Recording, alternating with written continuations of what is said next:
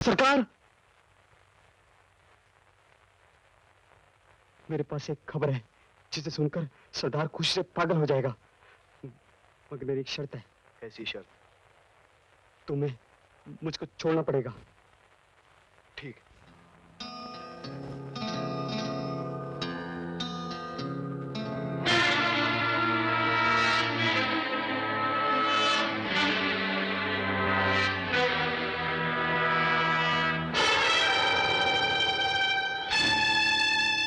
दयाल की पोती।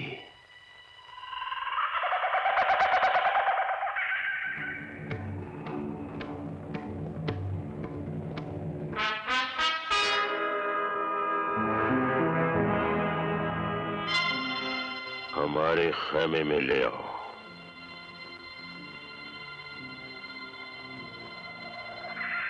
सरकार, मैं बंजारन हूँ। वो वहां से चलते हुए जा रही थी और आपके आदमी मुझे पकड़ के लिया। हुजूर, नाच गाकर लोगों का दिल बहलाना मेरा पेशा है।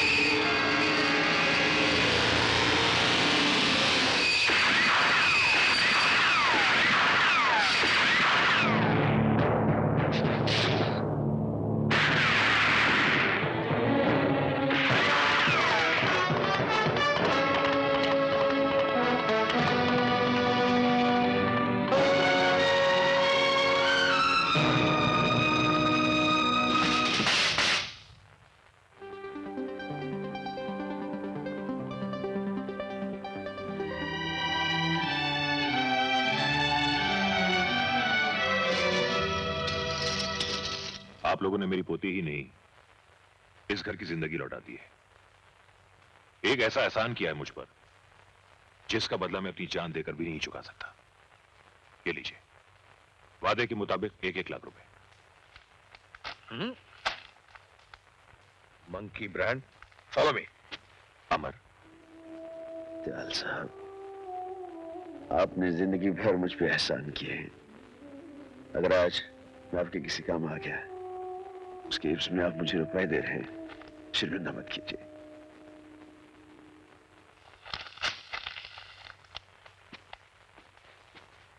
कासिम, करण, यहां का इनाम तो तुम्हें मिल गया। वो माल मुझे वापस कर दो जो तुम लोगों ने शेरा के वहां से लूटा है। शेरा का माल? वो जो तुम लोगों ने बैग में भर रखा है। देखो भाई अमर, माल को हासिल करने के लिए गोलियों की बारिश सिर्फ हमने झेली, इसलिए इस माल पे हक भी सिर्फ हमारा है। कैसे? शेरा ने लोगों को लूटा, हमने लोगों का लूटा हुआ माल शेरा से लूट लिया, और लूटा हुआ माल जब लूटता है तो उस पर हक किसी का नहीं होता है, सरकार का हक होता है। हाँ, अमर भाई, ये सब कानूनी दाव पेच का चक्कर छोड़ो। करण, फॉलो मी। ठहराओ कासिम, इससे पहले कि मैं दोस्ती भूल कर कानून के तरीके अपनाने लगूं, माल मेरे हवाले कर दो।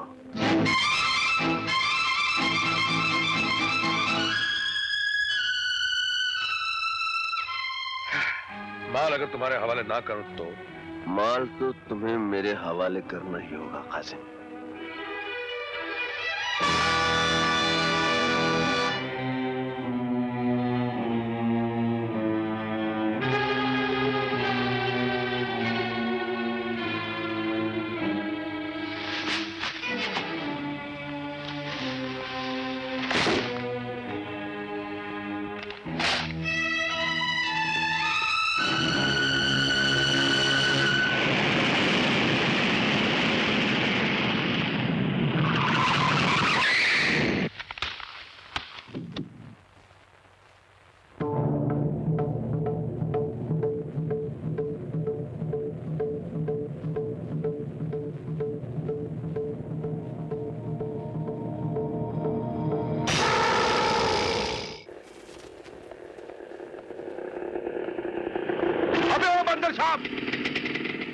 अरे कासम भाई, ये सामान की बारात लिए कहाँ जा रहे हो? अबे ओ कासम भाई की औलाद, ये सारा सामान मेरे बेटे हसन के लिए है।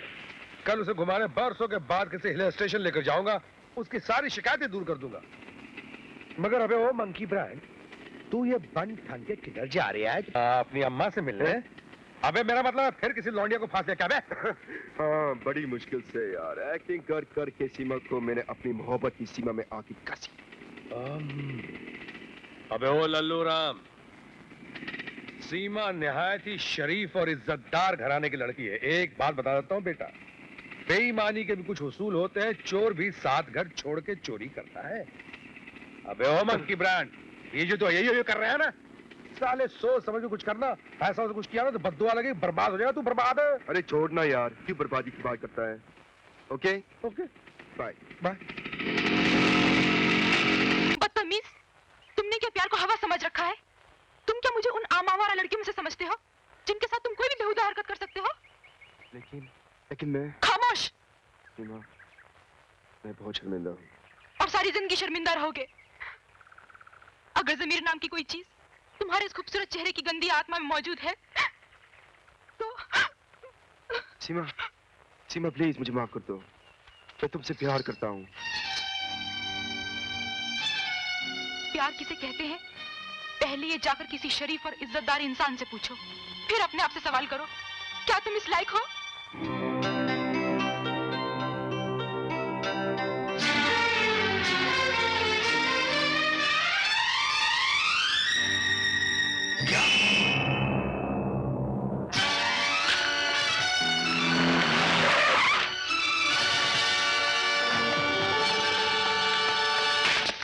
क्या हुआ मेरे बेटा हसन को? कहाँ मेरे बेटा प्रिंसिपल साहब? जी, वो सुबह मैदान में बच्चों के साथ खेल रहा था। और उसके बाद उसका कुछ पता नहीं चला। बच्चा स्कूल के मैदान से गायब हो गया और आपको पता ही नहीं चला? प्रिंसिपल साहब, ये क्या कह रहे हैं आप? क्या यही इंतजाम है आपके स्कूल का?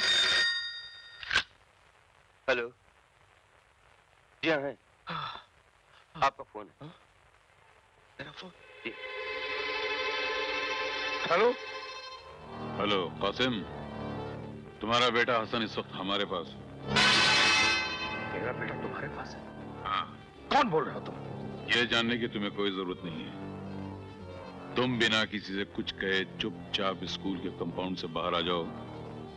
बाहर एक लाल गाड़ी खड़ी है, उसमें मेरा आदमी तुम्हारा इंतजार कर रहा है।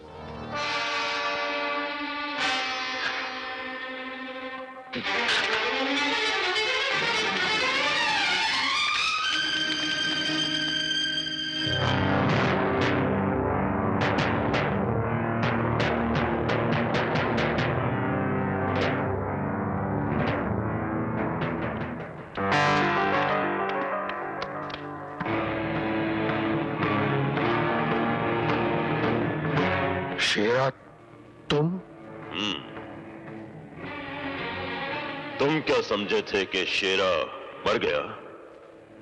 अरे शेरा ने पैदा होने से पहले ही अपनी मौत को मार दिया था और फिर इस दुनिया में जन्म लिया था।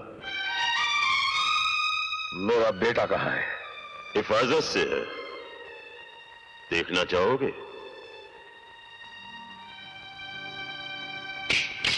अब्बा, अब्बा, मुझे यहाँ से ले चलो अब्बा, ये लोग मुझे मारते हैं, डराते हैं, प्लीज। तुम लोगों की इतनी जरूरत? रुक जाओ कासिम, दिमाग मेरा था और ताकत शेरा की। अगर तुम्हें अपना बेटा चाहिए तो हमारे लिए एक काम करना होगा तुम्हें।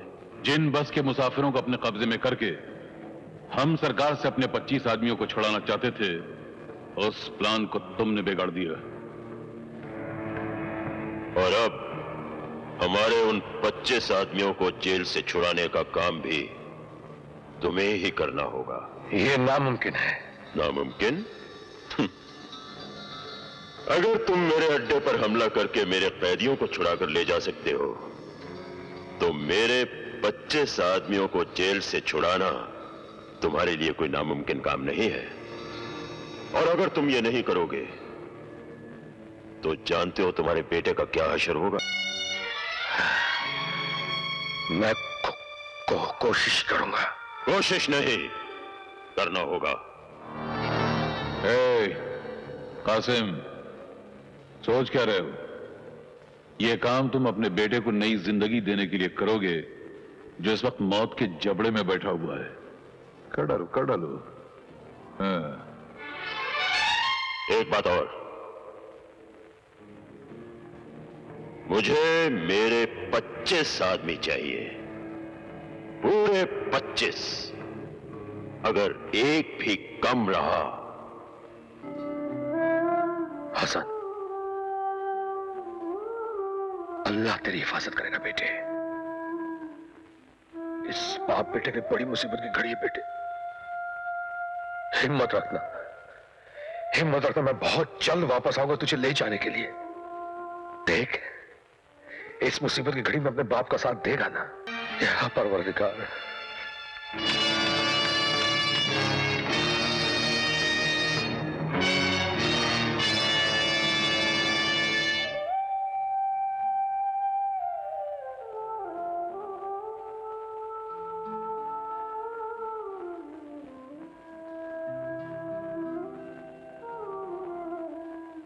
कासिम भाई,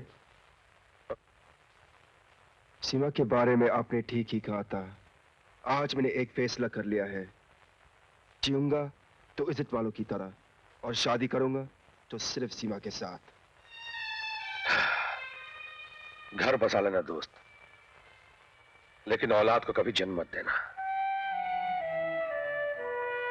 इंसान हर दर्द बर्दाश्त कर सकता है, लेकिन औलाद की जुदाई का गम एक पल के लिए भी बर्दाश्त नहीं कर सकता। हाँ, दूसरे दर्द तो जिस्म जख्मी करते हैं, लेकिन औलाद की जुदाई का गम खंजर बनकर रूह को टुकड़े टुकड़े कर डालता है।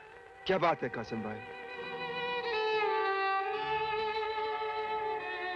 तुमको मेरी कसम कासिम भाई। बात क्या है? मेरा बेटा हसन। क्या हुआ हसन को? शेर और जगन सेठ ने उसे अगवा कर लिया है। क्या? हाँ करण, उनका कहना है कि मैं जेल से उनके 25 कैदियों को आजाद करवाऊं, क्योंकि हम लोगों ने उनकी कैद से अगवा किए लोगों को रिहा करवाया था। ये लोग मुझे उसकी सजा दे रहे हैं। कासिम भाई, इस काम के लिए मैं भी तुम्हारे साथ हूँ। करण ही नहीं, मैं भी तुम्हारे साथ हूँ। रिश्ते सिर्फ खून के नहीं, इंसानियत के भी होते हैं। कासिम भाई, अगर हम अमर को भी अपने साथ मिला ले तो? नहीं करण, नहीं। अमर ने कानून की वर्दी भले ही उतार दी है, लेकिन वो अभी तक कानून का पुजारी है। और जो काम हम करने जा रहे हैं वो गैर कानूनी है, और अमर हर गैर कानूनी काम का दुश्मन है। इसलिए उसे इस बात की खबर तक नहीं होनी चाहिए।